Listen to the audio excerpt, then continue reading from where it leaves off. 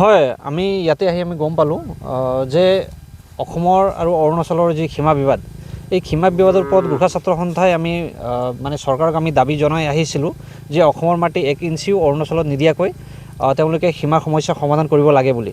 কিন্তু আমি ইয়াতে গম পালোঁ যে অসমৰ কিছুমান মানে মাটিৰ দালালসকলে অৰুণাচলী কিছু ব্যক্তিসকলৰ লগত লগ লাগি মানে আমি তেওঁলোকৰ মতে গম পোৱা মতে কোনোবা দিৰচি উপাধিৰ ব্যক্তিসকল আছে, মানে তেওঁলোকে অসমৰ মাটিসমূহ অধিক মূল্যত মানে তেওঁলোকে ক্ৰয় কৰি আছে। প্ৰায় 10 গুণ অধিক দামত অসমৰ মাটিসমূহ অৰুণাচলী লোকসকলে ক্ৰয় কৰি এই মাটিসমূহ অৰুণাচলত অন্তৰ্ভুক্ত কৰাৰ এটা ষড়যন্ত্ৰ তেওঁলোকে ৰচনা কৰি আছে।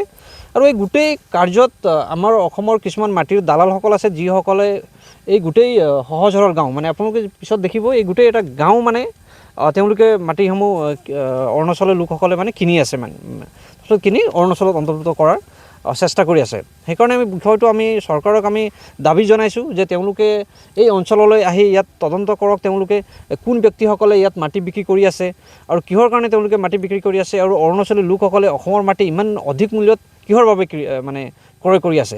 কিয়নো এই মাটি ইয়াত যি মূল্য মানে আমি বজাৰৰ মূল্য আমি গম পাওঁ একেবাৰে নিম্ন, কিয়নো এই গোটেই অঞ্চলটো এটা NC মানে গাঁও হয়, মানে চৰকাৰী মাটি হয়, আৰু নিয়মমতে চৰকাৰী মাটি তেনেকৈ কোনোবাই ক্ৰয় বিক্ৰয় কৰিবও নোৱাৰে।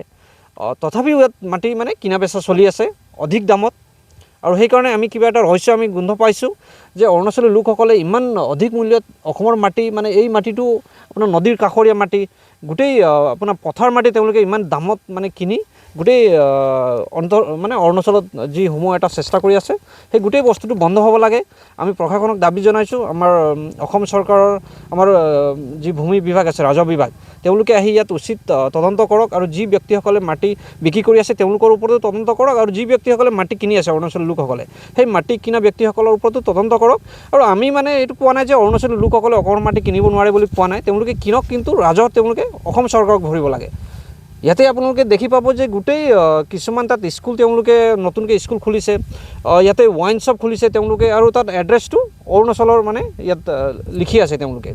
সেইকাৰণে আপুনি কাষতে দেখি পাব অসমৰ স্কুল আছে, আৰু কাষতে দেখি পাব তাত অৰুণাচলৰ স্কুল আছে, আমাৰ IRBN কেম্প আছে, তাত অসমৰ আপোনাৰ কিবা এই চকী আছে, মানে আৰক্ষী টহলদাৰী চকী আছে তাতে কাষতে। কিন্তু সেইটো পাৰ হৈ বহুত ভিতৰলৈ সোমাই আহি আকৌ অৰুণাচলী লোকসকলে তেওঁলোকৰ মাটি গোটেই ভেটা দি মানে অৰুণাচলৰ এড্ৰেছ তেওঁলোকে স্কুলসমূহ খুলি আছে। সেইকাৰণে সেই গোটেই বস্তুটো বন্ধ হ'ব লাগে বুলি আমি গোৰ্খা ছাত্ৰ সন্থাৰ তৰফৰ পৰা আমি চৰকাৰক দাবী জনাইছোঁ। হয়, নিশ্চয় সেইটোৱে, কিয়নো ইতিমধ্যে আমি দেখিলোঁ বহুকেইটা তাত স্কুল আপোনালোকে দেখি পাব, তাত তেওঁলোকে এড্ৰেছটো অৰুণাচলৰ বুলি তেওঁলোকে ইতিমধ্যে লিখিছে। অসমৰ মাটিত স্কুল তেওঁলোকে খুলি, ইণ্টাৰনেশ্যনেল স্কুল খুলি, তাৰপিছত কিছুমান ৱাইন শ্বপ তেওঁলোকে বনাই আছে। সেই গোটেইসমূহ অৰুণাচলী ৱাইন শ্বপসমূহ অসমৰ মাটিত কেনেকৈ হ'ব পালে, এই গোটেই বস্তুসমূহ কিন্তু চৰকাৰে একো কিবা মানে পদক্ষেপ লোৱা আমি দেখা নাই। ৰাইজে বহু সময়ত অভিযোগ দি আছে, তথাপিও মানে চৰকাৰী পক্ষৰ পৰা সেই বিষয়সমূহলৈ কোনো ধৰণৰ গুৰুত্ব দিয়া আমি দেখা নাই। আৰু গোৰ্খা ছাত্ৰ সন্থাই আমি দাবী জনাইছোঁ, অহা আমাৰ 11 তাৰিখে গোৰ্খা ছাত্ৰ সন্থাৰ উদ্যোগত এখন বৃহৎ প্ৰতিবাদী সভাও আমি আয়োজন কৰিছোঁ। এই গোটেই বিষয়সমূহ লৈ অকল অসম অৰুণাচল সীমা বিবাদেই নহয়, ইয়াতে আপোনাৰ এই গোটেই NC মাটিসমূহ চৰকাৰে জৰীপ কৰি অসমৰ মাটিসমূহ মানুহক পট্টা নিদিয়াৰ বাবে এই গোটেই মানে মাটিসমূহ অৰুণাচলী লোকসকলে মানে অৰুণাচলত অন্তৰ্ভুক্ত কৰাৰ এটা সুযোগ তেওঁলোকে পাই আছে। আৰু ইয়াতে বসুন্ধৰাৰ বহু মানে আবেদনসমূহ নাকচ কৰি থকা হৈছে। এই বানপানীৰ সমস্যা আছে, গোটেই আপোনালোকে দেখিছে যে কেনেধৰণে গৰা খহনীয়াৰ ইয়াত সৃষ্টি হৈ আছে।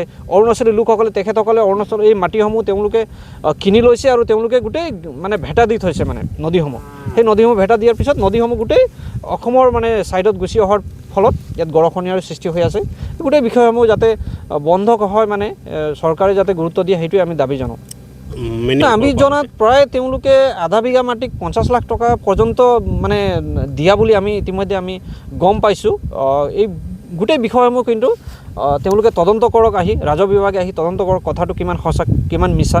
আমি মানে গম পোৱা মতে প্ৰায় বিঘাত মানে 1 কোটিতকৈ অধিক দাম দি তেওঁলোকে মাটিসমূহ ক্ৰয় কৰি আছে।